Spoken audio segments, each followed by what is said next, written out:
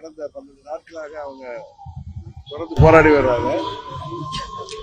முதலமைச்சர் இவர்களது கோரிக்கையை உறுதியாக நிறைவேற்ற வேண்டும். ஏன்னா அவரு 2021 தேர்தலுக்கு முன்பு ஜனவரி மாதம் 19ஆம் தேதி எழுதிய கடிதத்திலேயே கார்பரேஷன் கமிஷனருக்கு கடிதத்திலேயே கிட்டத்தட்ட 18,000 பேர் அன்றைக்கு பணி நீக்கம் செய்யப்பட்டிருக்கிறார்கள். அவர்களை மீண்டும் பணியில் அமர்த்த வேண்டும். அதில் பெரும்பாலானவர்கள் பட்டியலினத்தைச் சேர்ந்தவர்கள் என்றெல்லாம் சொல்லி கடிதம் எழுதியிருக்கிறார். அவர் எதிர்கட்சி தலைவராக இருந்தப்ப 21 தேர்தலுக்கு முன்பு ஜனவரி 19ஆம் தேதி, அது உங்களுக்கு தெரியும், தேர்தல் அறிக்கையிலையும் துப்புரவு தொழிலாளர்களை நாங்கள் நிரந்தரமாக்குவோம், அவர்களது கோரிக்கைகளை நிறைவேற்றுவோம் என்று சொல்லியிருக்கிறார். சொல்லிவிட்டு இப்பொழுது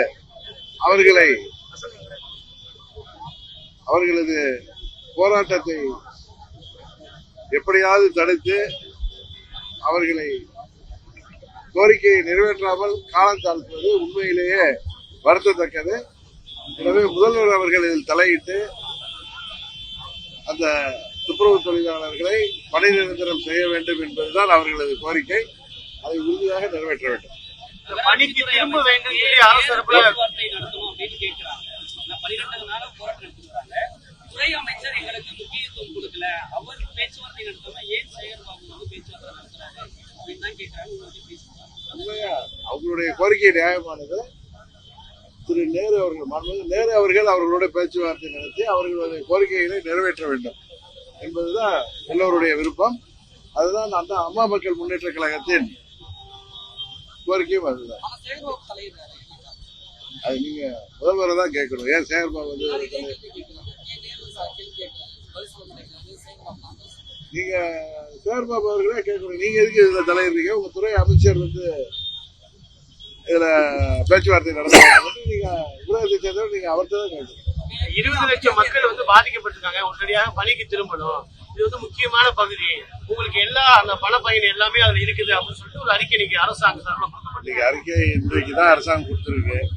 அவர்களுடைய கோரிக்கை அதை நிராகரித்து அவர்கள் எங்களை பணி நிரந்தரம் செய்யுங்கள் என்றுதான் கேட்கிறார்கள்.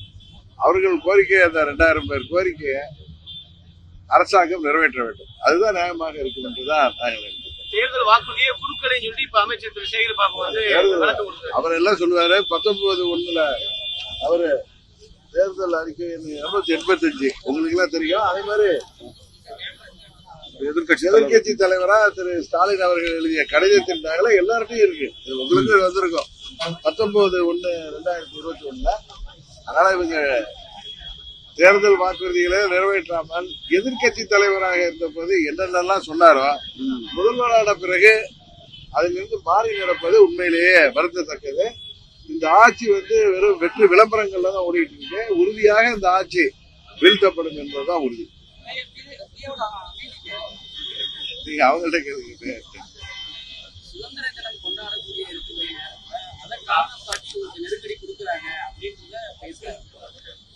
எந்த நெருக்கடி கொடுத்தாலும் அவர்கள் உறுதியாக இருக்கிறார்கள். அவர்களுடைய கோரிக்கை நியாயமானது. சுதந்திர தினத்துக்கு முன்பு அவர்கள் கோரிக்கையை நிறைவேற்றியும் அவர்களை மகிழ்ச்சியாக தங்கள் பணியில தொடர்வதற்கு அரசாங்கம் தான் அதுக்கு உதவி செய்ய வேண்டும்.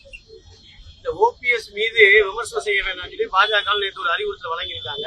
மீண்டும் ஓபிஎஸ் என்டிஏ கூட்டணிக்கு வரதுக்கான வாய்ப்பு இருக்குதா? நீங்க தான் அதுதான் சமாதான பேச்சுவார்த்தை முன்னெடுத்தீங்களா?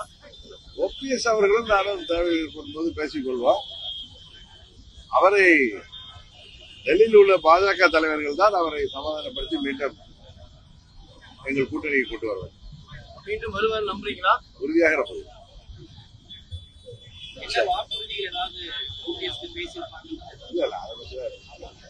ஆனா இதுவரை யாரும் அவரிடம் பேசவில்லை என்று நேற்று காலம்பரை அவர் என்னிடம் சொன்னார். சில ஊடகங்கள்ல சில தவறான செய்திகள் வருது. என்னை திரு சந்தோஷி அவர்கள் பார்க்க அழைத்ததாகவும் நான் வரமாட்டேன் என்று மறுத்ததாகவும் அந்த செய்தி போய் அப்படின்னு நேற்று என்னிடம் அவர் சொன்னார். இதுவரை அவரை யாரும் தொடர்பு கொண்டதாகவும் எனக்கு தெரியவில்லை. அதிமுகவோட தோல்வி மேற்கு மண்டலத்திலிருந்து துவங்கும் அப்படின்னு சொல்லிட்டு நேற்று முதலமைச்சர் சொல்லியிருக்காரு. இதை எப்படி பாக்குறீங்க? எடப்பாடி இங்கதான் அவர் செல்வாக்கான தொகுதி நினைக்கிறாரு. கண்டிப்பா இங்க இருந்து தோல்வி முகம் ஆரம்பிக்குங்கிறார். யாருக்கு தோல்வி முகம் என்பதை 26 மே மாதம் வந்தா மக்கள் தீர்மானிப்பாங்க. அது வரைக்கும் பொறுத்திருக்கும். தேசிய ஜனநாயக கூட்டணியை வந்து கடந்த முறை இப்போ வந்து அலைன்ஸ் ஃபார்ம் பண்றதுல வந்து ஒரு நெருக்கடி இருக்கு. கடந்த முறை ரொம்ப ஈஸியா வந்து தேமுதிக இருக்காங்க, பாமக நிலைப்பாடு இருக்காங்க.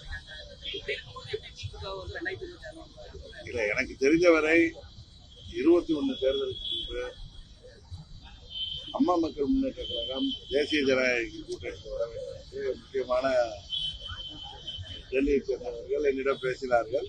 திமுகவை வீழ்த்த வேண்டும் என்கிற ஒரே நோக்கத்தோடு நாங்கள் அதற்கு ஒத்துழைப்பு கொடுத்தோம் என்பது உங்களுக்கு தெரியும். அந்த முயற்சி தோல்வி அடைந்தது. இப்பொழுது மத்திய உள்துறை அமைச்சர் அமித்ஷா அவர்கள் பல்வேறு முயற்சிகளை மேற்கொண்டு வருகிறார். டிசம்பர் மாதம் வரை பொறுத்திருங்கள், எல்லாம் அவர் சரியா வரும்னு நினைக்கிறேன். எடப்பாடியோட மனநிலை மாறும் நினைக்கிறீங்களா? மீண்டும் உங்களை கட்சியில இணைக்கிறதுக்கு வந்து காலம் இருக்குங்கிறாரு. ஓபிஎஸ் வந்து காலம் கடந்து விட்டதுங்கிறாரு. சார், நான் கட்சியில நீங்க தவறாவே இந்த கேள்விகளை என்று டெய்லி போடுறீங்க. நான் வந்து என்னைக்குமே அந்த கட்சியில சேர்றதை பத்தி நான் பேசினது இல்லை. நீங்களா எனக்கு எதுக்கு போய் வக்கீல் வேலை பாக்குறீங்கன்னு தெரியல. அதிமுக மீட்பது என்பது வேறு, அதிமுக போய் இணைவது என்பது வேறு. ரெண்டுக்கும் உங்களுக்கு தாய்மொழி தமிழ்ல வித்தியாசம் தெரியாதா? நாங்கள் தேசிய ஜனநாயக கூட்டணியில இணைந்தது திமுகவை வீழ்த்த வேண்டும் என்பதற்கு தான். அதனால அம்மாவின் தொண்டர்கள் எந்த கட்சியா இருந்தாலும் ஓர் அணியில திரள்ங்கிறது தான் எங்களது எண்ணம். அதற்கு ஒத்து வரவில்லை என்றால் அதுக்கு மாற்று முயற்சிகளை நாங்கள் உறுதியாக செய்வோம். திருமாவளவனோட விமர்சனத்தை எப்படி பாக்குறீங்க? ஒரு எம்ஜிஆர் தான் வந்து ஒரு பிராமண சமூகத்தை சேர்ந்த ஒரு பெண்மணியை வந்து திராவிட கழகத்துக்கு தலைமை பொறுப்பு கொண்டு வரணும்னு சொல்லி கடந்த ஒரு ஆண்டாவே நண்பர் திருமாவளவனுடைய பேச்சுகள் அவர் ஏதோ குழப்பத்தில் இருப்பதை தான் காமிக்குது. அம்மா என்பவர்கள் ஜாதி மதத்திற்கெல்லாம் அப்பாற்பட்ட ஒரு மாபெரும் தலைவர், புரட்சி தலைவரும் அவரும் என்றென்றைக்கும் மறைந்தாலும் மக்கள் மத்தியிலே என்றென்றைக்கும் நினைக்கப்படுபவர்கள். ஏன்னா அவர்கள் ஆட்சியில பல்வேறு நலத்திட்டங்கள் ஏழை எளிய ஒடுக்கப்பட்ட மக்களுக்காகவும் அனைத்து தரப்பு மக்களுக்காகவும் நிறைவேற்றி தந்திருக்கிறார்கள். பல சரித்திர சாதனைகளை செய்தவர்கள். அவர்களை பற்றி திருமாவளவன் அப்படி பேசி இருக்க கூடாது. ஆனால் அவரே நான் பேசியது தவறாக புரிந்து கொள்ளப்பட்டு விட்டது என்றிருக்கிறார். புரிந்து கொள்ளப்படவில்லை, அவர் ஏதோ தவறாக பேசிவிட்டு அப்புறம் தன்னை திருத்தி இருக்கிறார் தான் நினைக்கிறேன்.